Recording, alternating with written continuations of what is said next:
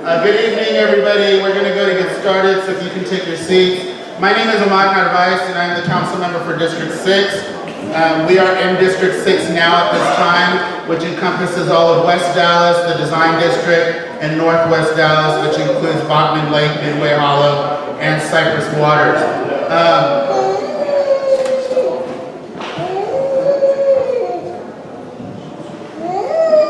We're having some more technical difficulties, guys.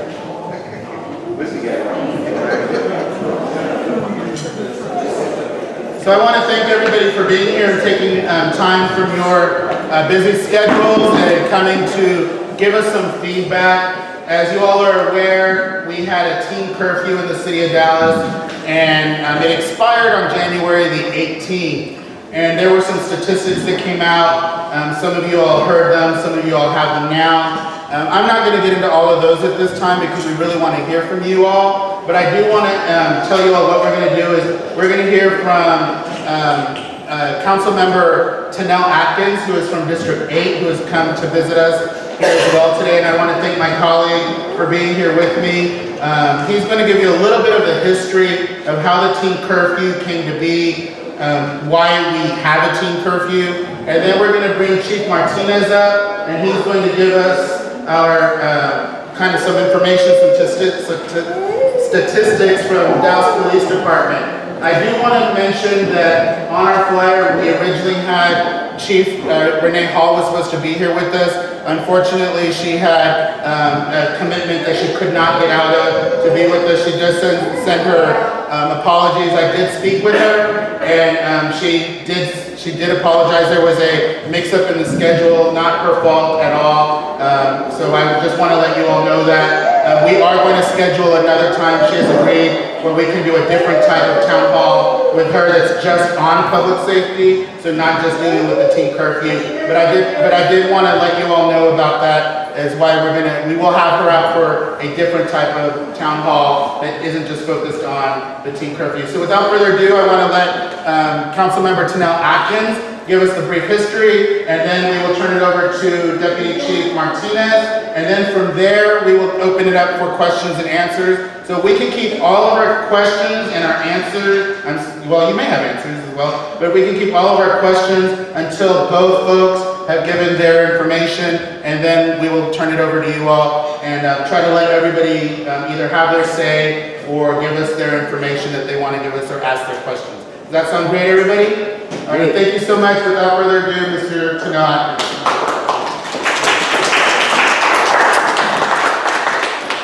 First, let's get on with God. It's a blessing to be here this afternoon. And thank Omar, for your community to invite me out to your community. The city of Dallas is one community. We're not two communities. We're one community working together. We got to be one because we're one city in Dallas. Little history about a teen curfew. It's all about safety. We're not trying to dig in the weeds. We want safety. Can I say to be safe? Ms. Pemberton over there said on the corner in 1991, Ms. Pemberton, Diane Rasdale, and Pastor Bailey at Concord Baptist Church, they said we have a problem in the city of Dallas, especially out in the community. We have 13-year-olds, 14-year-olds, 15-year-olds, 16-year-olds. It's out in the street, and quiet they are in the street. And what we're trying to do is to make sure they're safe. And that's why the curfew got there, to make sure that children are safe. Right now, it's 20 years down the road. We might need to do some tweaking to safe. I have a 13-year-old grandson, and I also have a 13-year-old niece, and they're female. And I do believe in the police officer. We might need more training, but safety is number one. Safety is safety. And we got to change stuff, but the children need to be safe. If they out there at 2 or 3 o'clock in the morning, someone should be able to approach them and say, why are you out there at 2 o'clock in the morning? Then take them home to make sure the parents know. There are also things that we can do, and I think, Omar, we will figure it out, whatever we're going to do, but it's your community. I want to hear from you. You the community. One thing I do not want, if a kid gets a citation, I do not want to have that mark of their record on their record the rest of life. That's something I want to fight for. We definitely need that. If they do something at 13 years old, they should not have that record when they get 16, 17, 18 years old. And that's something I want to fight for, make sure we get there. With that, thank you, Omar, and I'll let Chief Martinez do what he needs to do. Thank you.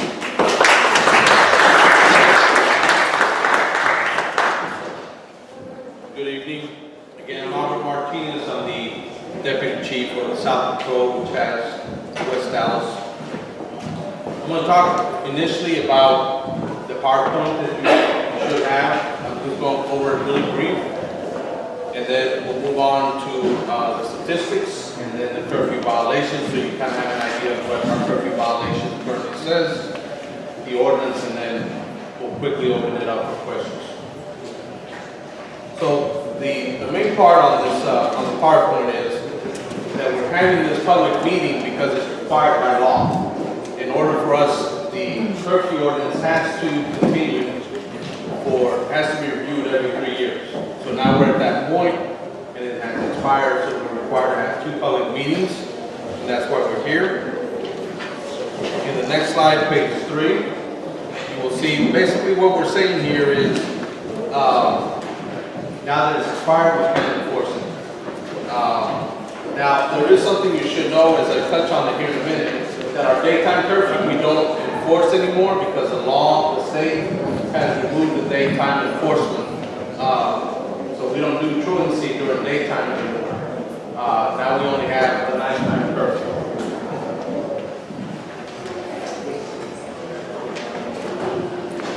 So here you note on page 4, it simply says that the City Council elects to abolish the curfew ordinance. The police department will engage the community and collaborate with other city departments to create a substantial plan that creates a continuum of community-based alternatives for juveniles. You should also know that we still do that even now through the curfew program through the city courts. I'm going to skip page 5, and then we'll go to page 6. Now, what's proposed here out of the chief's office on behalf of the department is that we give some kind of warning in the first offense and then enforcement through V citations. V citations are different for us. They're actually, they would direct the juvenile and whoever the parent and or guardian is to community court. The idea there is that community court would actually give them other alternatives. But to be fair, that's already happened in the city court as well. Under Judge Williams, the city courts moves that into Judge Williams' court. So those programs are in place. And so when you ask, well, what kind of programs are we talking about, you'll see down there, we're looking for counseling for the juveniles, their parents, their guardians. We're also looking at mentoring and any other programs that we can do on behalf of the citizens. And Judge Williams is here, so if you have any questions, I'm sure she'll be able to bring that up. But so all this is to bring in resources for our juveniles that we deal with. The other part of the proposed court is create a special curfew docket with evening hours, and this was suggested by one community group in Councilman Atkins' meeting, that maybe we should have court in the evening time so that those parents who are having difficulty or guardians, they don't have to miss work for something that's important, and you're not making them choose between working and trying to take care of this court issue. So we would be looking and exploring trying to have some of these evening courts hearings for our juveniles and their families. And of course, at the bottom, juveniles can complete supervised community services on Saturdays, and that is also being done now. And so the councilman already talked about in February, this month, the hearing will be done and then the proposal. Okay, now I'm going to skip the rest of that PowerPoint. Very basic information.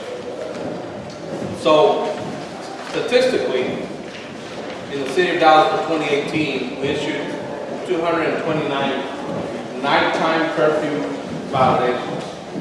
That's 229. So 45 citations we issued to African American Jew. All these are youth, right? Anybody under 17. In the state of Texas, if you're 17, you're considered an adult. So 16 and under. So 45 were African American, 1 was Asian, 147 were Hispanic, 34 were white, and we had 1 unknown. And you may wonder why 1 unknown, because by law, we are not, in our policy, we don't ask people their race. We basically guess. So if you have a person of mixed race, pick one or the other. And sometimes an officer will put unknown. So everybody get that? Okay. Is it possible to give that as percentages of how many of the fall into each category? I don't have it, but I can get that to you. Yes, ma'am. How many citations, sir? 220. Let's wait for questions until the chief is done, please. Right. I'll repeat that here in a minute. 229. So, but by the same token, curfew hours, the law. Here's basically what the law says. On Saturday at midnight and Sunday at midnight, meaning Friday night, Saturday night. And at midnight to 6 in the morning is when the curfew takes effect. On Saturday, midnight and Sunday midnight. For the rest of the days, it's at 11 p.m. Basically Sunday night through Thursday night. So that's when the nighttime curfew is in effect. And what the law basically says, what the city ordinance currently says, is that if you're under 17 and you're out at those hours, you are committing a violation of curfew, okay? So we make contact with you, however that is. That could be a traffic stop, you're at a location, you look young, and we're asking, hey, what are you doing out here? What's going on? Sometimes it's on a call, sometimes it's just making a contact. But there are defenses, okay? These are important. If you're a juvenile, you're accompanied by your guardian or your parent, obviously that's a defense. Like if you're at a quinceañera, the councilman and I were talking about, if you're at quinceañera and it's 3 o'clock in the morning, or let's say 2 o'clock when it's shutting down, you would be in violation, but you're not, because it's a defense, okay? If you're, in some cases, you're a juvenile, but your mom or your dad sends you out and say it's midnight, and it's midnight at 15, you're trying to run to the 7-Eleven because mom or dad needs something, and you're 16 and you have a permit, and for whatever reason they let you do it, then if you can prove that you're doing an errand, there's a need, then we wouldn't write you the citation. In fact, what we would probably do, in all honesty, out of the street, hey, what's going on? Why is Joe out here? What's going on? So we do a lot more investigating than just writing the citation. Another defense is if you're on interstate travel. If you're going from California to Florida, and you just happen to be driving to the city of Dallas at that hour, obviously with family or relatives, we would not use that against you. Another one that is often used is, what if you're working? What if you're working at Pizza Hut or Wingstop or whatever the case may be, but you close late on that weekend and now you're going home? That's a defense. If you have your name tag, you have your uniform, we make a call, maybe you have a paycheck stub. Those are things that we do in the field to try to help establish the defense. If it's an emergency, that's a no-brainer. We even go as far as saying that if you're on the sidewalk of your residence and you're not causing a disturbance, you're pretty much considered within the bounds of your residence. It's not written here, but we don't really do that in the apartment complexes either. If you're not there causing a major disturbance, because we consider that to still be part of your residence. And then of course, if you're attending an event, maybe school sponsored or church sponsored, and you're spending the night there overnight, that's another exception.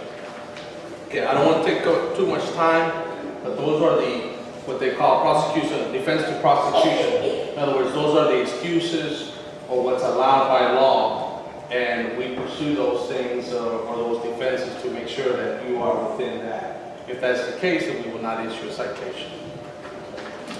Okay, with that, Councilman, open it up for questions.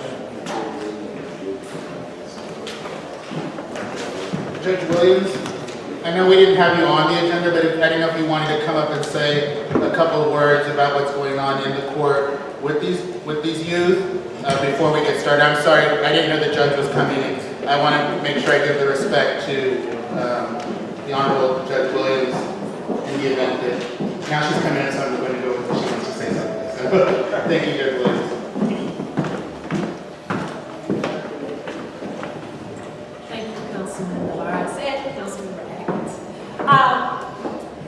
What we try to do with the juveniles that we see in court is we try to address the underlying problems of why this child was out at night without a good reason, because the officer kind of gave you the different defenses or the different exceptions to the curfew ordinance. When they put the curfew ordinance together, they made sure that they included enough reasons that a child should be out that would keep them from having the offense counted against them, such as coming from a school-sponsored event. We all know if you're in band or you're in athletics, you're going to come in late, or if you're working, those types of things, or if your parents, for instance, your parent is out and they have a flat tire and they call you to come and get them or to bring whatever. Those are exceptions to the curfew ordinance, and the officers do a good job of talking to the individuals as they stop them. But the way the curfew ordinance is set up, it's really a protection mechanism, and I see it because a lot of times when I encounter young people in court, their parents didn't know they were out. And the officer gave them that call because when they stop them, they're to contact the parent. When they get the phone call, they think their child, the parent is either asleep, and they think their child is at home, or if they're visiting someone else, they think they're with that person they're visiting. And they don't realize that their children are out. So it's a wake-up call for the parents. And what we try to do in court is give you some options to address what's going on at home. I have a case manager, they do an assessment. If there are things that come out during that assessment from the parents, such as my child is being very disobedient at home, we have some issues and we try to figure out if we need to do counseling, or if my child is using drugs, then we need to maybe try to stop that behavior, because you're young and your mind is developing. The last thing we need for you to do at that age is to become addicted to something, because that's the age where you're going to become addicted. So we try to make sure that we're putting you in classes and different things like that. As far as payment of fees, community service is always available, because we don't want to further encumber the parents, put a hardship on the parents who are trying their best to raise their children. So those are some of the things that we do. Of course, now with all of those wonderful things that we try to do as far as maybe getting you connected with a mentor, your child connected with a mentor, and the different services that we try to route the youth out to, we still have individuals who just fail to comply, or they don't ever come to court. And so, of course, at that point then, the minimum fine on a curfew ticket is $1, the maximum is $500. And so at that point, the fines may go in. Or when you become an adult, you may come back and say, I want to handle this case, but I don't want to mess with your deferred, I don't want to do any of that, I just want to pay it. And at that point, you may have fines and some court costs. But with juveniles, the fine is set, or the deferred fees. We try to do deferred so there is no conviction, the case is dismissed. The court cost on a curfew ticket at the city right now is $71. If you're a juvenile, there are no extra fees that kick in, such as collection or warrant fees, because we don't issue warrants for juveniles. But once you become an adult, if you start to do a payment plan and you fall off from not paying it, then the collection fees and all the different encumbrances start, just as you and I would experience when we don't handle our business on time. But what we really want to do is work with the parents. And so the idea of doing this in the evenings is not a problem, because right now we only have court during the day. And of course, parents are missing a day at work, and children are missing a day or a morning or an afternoon at school. And so what we do is give you an excuse for your child, because under state law, if they're in court, it is an excused absence. Okay, so I gave you a lot of information. I hope some of that made sense. Any questions? I want us to know that we are not beating up on police officers. We're beating up on a policy, and that's what we want to fix and get right with their work. We've been working and sitting down with police officers to try to figure out what's the right thing to do. We've also been sitting down with community members to figure out what's the right thing to do. And we've been sitting down with organizations that are stakeholders trying to figure out what's the right thing to do. It takes all of us together, working together. Again, thank you everybody for being here. We really appreciate it. And good night. Be safe going home.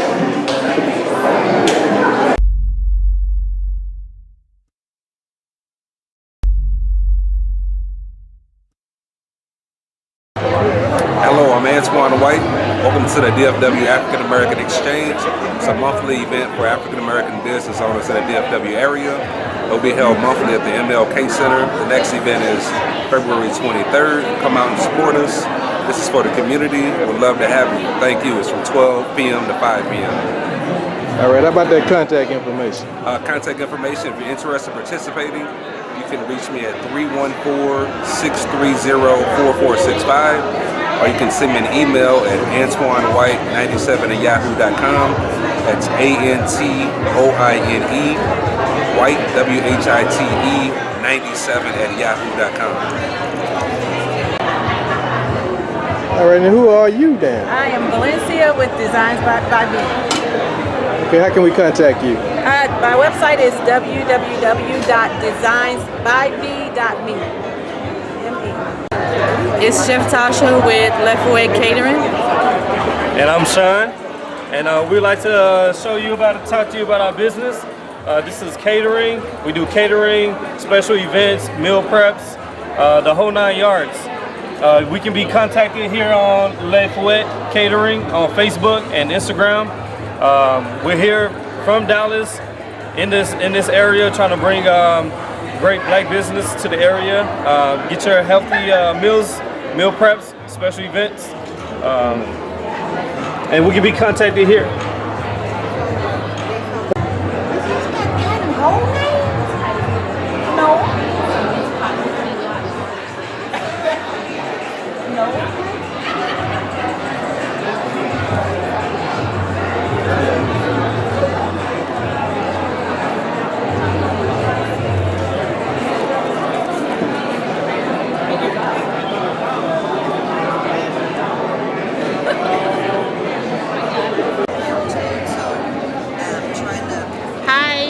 Jackson, the owner of Delicious Scrubs and More, LLC.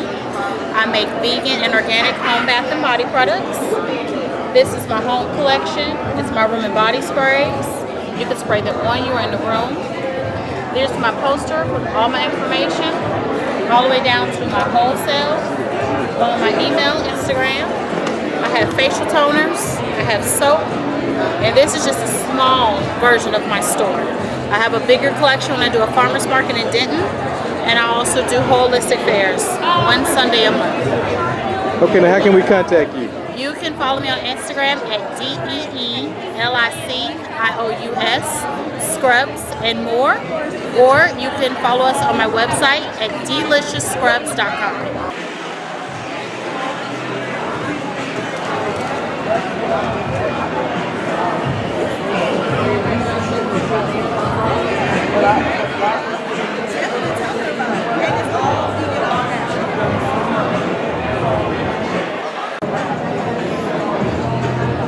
Hi, my name is Chasity Anderson. I'm representing EA Financial.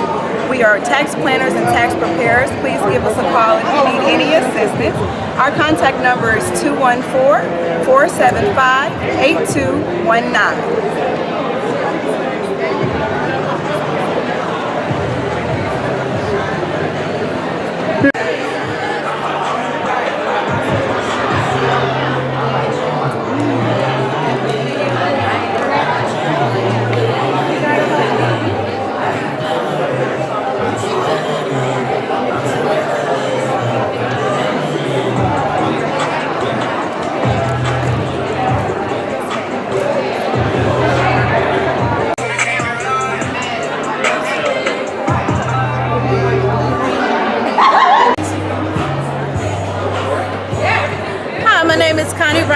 And I am with Connie's Cakes and More, and I bake cakes, pies, cobblers, whatever you want, I can make it. Phone number 469-454-8938. Email ConnieCakesandMore@gmail.com.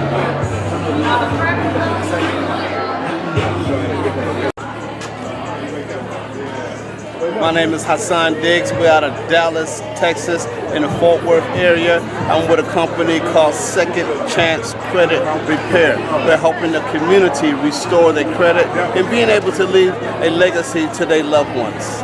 If you want to get a hold to us, please just dial 972-835-5049 and just put inside the text, credit me.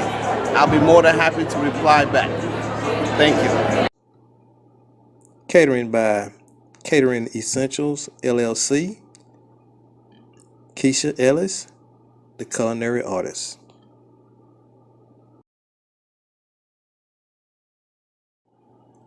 Looking for CBD? Help has arrived just in time. Life-changing CBD product line. Better prices, better quality, better value.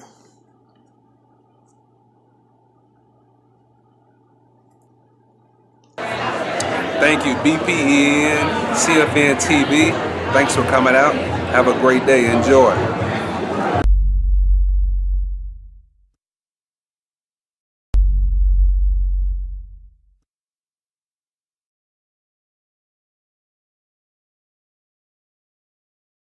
Completely natural. They've been neither cut nor polished, but simply removed from the earth. Rocks of all sizes, from pebbles to mountains, make up the Earth's crust. A rock is a mixture of naturally occurring substances, mainly minerals. Minerals form all over the world, consisting of chemical elements that make up everything on our planet, including oxygen, silicon, aluminum, iron, calcium, potassium, sodium, and magnesium. These elements combine to create the most widespread minerals, while other elements in smaller amounts make up the rarer minerals. The various colors of minerals come from tiny amounts of different elements in them. Minerals are mined for a valuable element they contain or a natural property they have. Some minerals are mined for their beauty and rarity. A gem is a mineral, but it has been cut and polished by humans. Within the hull, a cut gem may appear alongside its natural counterpart. All elements are composed of incredibly tiny particles known as atoms. The many different shapes of minerals are known as crystals. Their unique appearance is a result of how the atoms that form them naturally stick together. Minerals grow in open spaces within solid rock known as crystal pockets. These natural hollow spaces range in size from smaller than your hand to as large as a cave. Most minerals form when hot liquids in the Earth's crust cool, just as ice forms when water is cooled below its freezing point. The more space and time that minerals have to form, the larger the crystals that grow. The definition of a mineral is any naturally occurring inorganic crystalline solid. There are about 3,000 different species of minerals, and new ones are discovered every year. Make your own discoveries here as you explore the